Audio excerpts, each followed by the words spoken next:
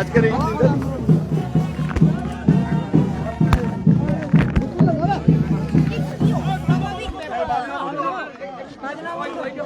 দাদা আজ ভারত ছাড়ো আন্দোলন 82তম এখানে মা মাতঙ্গিনী হাজরা শহীদ হয়েছিলেন।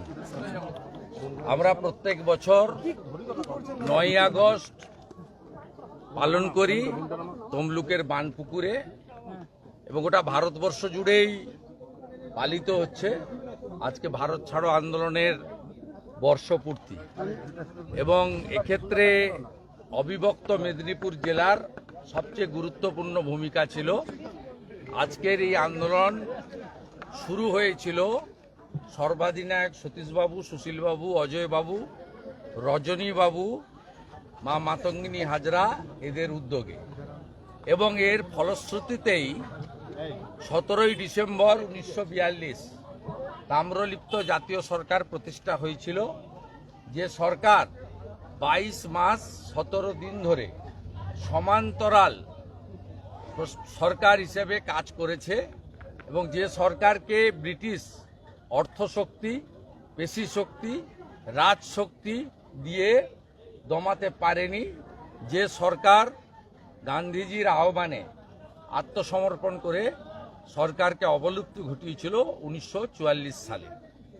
তাই ভারতবর্ষের অন্যতম গুরুত্বপূর্ণ তাম্রলিপ্তের ধ্বজাধারী এই ঐতিহ্যমণ্ডিত তাম্রলিপ্ত নগর এবং মা মাতঙ্গিনী হাজরা, যেখানে এক হাতে শঙ্খ, সনাতনের প্রতীক শঙ্খ, আর এক হাতে দেশের জাতীয় পতাকা নিয়ে বন্দে মাতরম বলে এখানে প্রাণ দেহ রেখেছিলেন, সেখানেই আমরা প্রতি বছরের মতো পালন করি।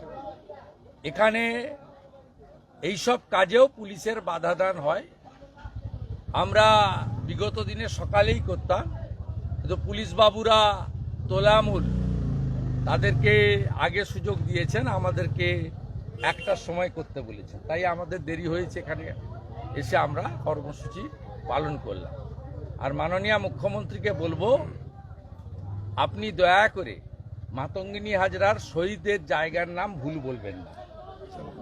আপনি পিছাবনি বলেন, আপনি যথেষ্ট সম্মানীয় একটা প্রশাসনিক কর্ত্রী আমাদের রাজ্যের, শুনতে খুব খারাপ লাগে। আপনি দয়া করে এর পরে মা মাতঙ্গিনী হাজরাকে শ্রদ্ধা জ্ঞাপনের সময় নয় আপনি তার শহীদের জায়গাটা বলবেন না, যদি মনে না থাকে, আর যদি মনে থাকে সেটা যেন তমলুক এবং বানপুকুর এইটা উচ্চারিত হয়, পিছাবনি নয়।